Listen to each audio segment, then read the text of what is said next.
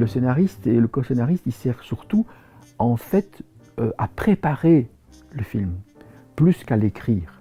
Et que quand le cinéaste ou le cinéaste se met à tourner son film, il y a quelque chose qui est en place, même s'il y a beaucoup de possibilités d'ouverture, d'inventivité, de surprise, de contingence qu'il s'agit de protéger. Moi, quand je coécris un documentaire, je ne pense pas nécessairement à raconter complètement d'une histoire de A à Z, même si cet aspect narratif-là est quelque part en sous-bassement, mais je pense surtout à mettre en place des dispositifs ou des mises en situation.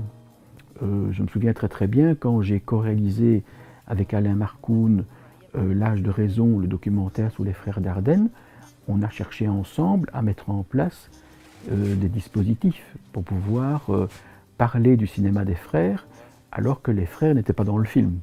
Ce qui était un élément de départ qui avait été décidé de part et d'autre.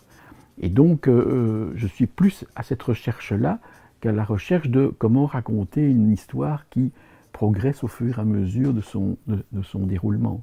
Dans d'autres scénarios de documentaires, au lieu d'être attaché aux dispositifs et aux mises en situation, on va être plus attaché par exemple à la thématique.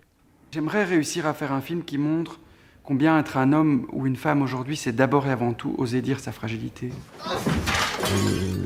Quand moi j'ai réalisé dans la même collection le documentaire sur Joachim Lafosse, j'étais toujours impressionné par le point de vue de Joachim sur le fait d'aller aux limites, de questionner les limites.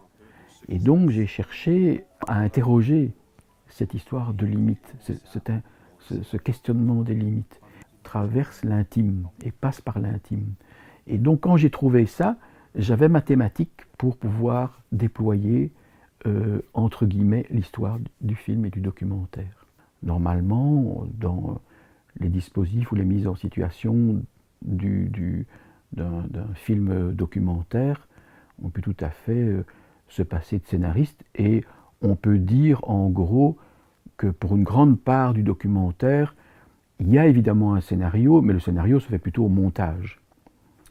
Ici, on est dans des configurations où on propose à un co-scénariste de travailler en amont, très en amont du film, pour préparer ce documentaire. Je crois que c'est venu du fait que, au fur et à mesure de l'évolution du documentaire, une part du documentaire, je ne dis pas l'ensemble des documentaristes, mais une part du documentaire est devenue peut-être plus narratif. Tous les documentaires racontent une histoire, au bout du compte. Mais ici, d'une manière beaucoup plus liée à la narration comme on l'utilise en fiction.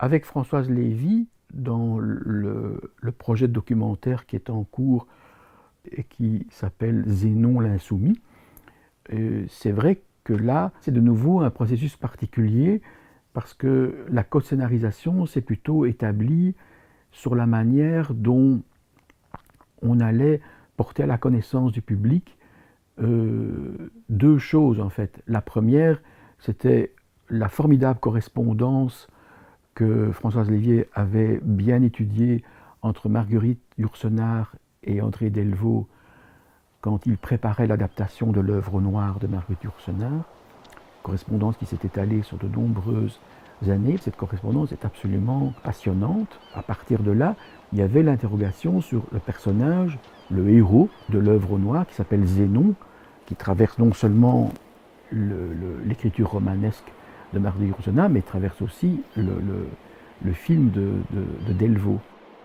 Parler seulement de cette correspondance, la mettre en image à travers un documentaire qui raconte cette relation formidable et vraiment très intéressante entre Yourcenar et Delvaux pouvait vite être prise comme quelque chose de oui, mais bon, est-ce que ça mérite, entre guillemets, un film? Donc, comment faire pour aller au-delà de ça? Et c'est là où je pense que j'ai pu avoir un apport en tant que co-scénariste. C'est pas de transformer ça, parce que ça, je trouvais que c'était formidable, mais c'est de dire quel angle d'attaque, si on réfléchit scénaristiquement, on peut apporter pour amplifier ce sujet. Et donc l'angle d'attaque que j'ai proposé à Françoise, c'était de pas nécessairement partir de la correspondance, mais partir du personnage de Zénon. Et en interrogeant ce personnage, qui est cet homme dissident, philosophe, médecin, qui, à l'époque de la Renaissance, vit une vie de nomade, devient presque un hérétique, pourrait être brûlé sur le bûcher. Il finit par se suicider pour garder sa liberté de fin de vie et ne pas se retrouver sur le bûcher. Comment ce personnage, qui est dans l'œuvre noire et puis qui est incarné par Gian Maria Volonté dans le film de Delvaux, comment est-ce que ce personnage nous parle encore aujourd'hui? Et donc, à partir de là, on a développé avec Françoise, ensemble, une scénarisation. Et on s'est dit, eh bien, partons d'un personnage d'aujourd'hui, pour le résumer très brièvement, joué par Johan Leysen, qui mène une enquête sur Zénon, pour pouvoir peut-être le jouer sur une scène de théâtre dans le futur. Et pour être capable, peut-être un jour, d'incarner ce personnage de Zénon aujourd'hui, il réinterroge le Zénon de Yourcenar et le Zénon de Delvaux. Et à partir de là, tout s'est emmanché et on a trouvé une forme de dispositif avec en parallèle et en contre-champ de cette enquête de Johan Leysen, le personnage de Marie-Christine Barrault qui, à Petite Plaisance, là où a vécu dans le Maine, aux États-Unis, pendant très longtemps, Marie Yourcenar, où la maison est totalement conservée encore de nos jours, telle qu'elle, à l'intérieur de cette maison, d'installer Marie-Christine Barrault pour nous faire des lectures qu'elle fait de manière assez extraordinaire de quelques extraits de l'œuvre noire et de la correspondance. Et avec ce dispositif, je pense qu'on a un film qui dépasse simplement la mise en situation de la correspondance et qui permet aujourd'hui de peut-être, on l'espère en tout cas, captiver le public sur ce passé, en fait, qui reste en fait très contemporain, parce que les dissidents d'aujourd'hui, qui sont-ils, qui sont-elles?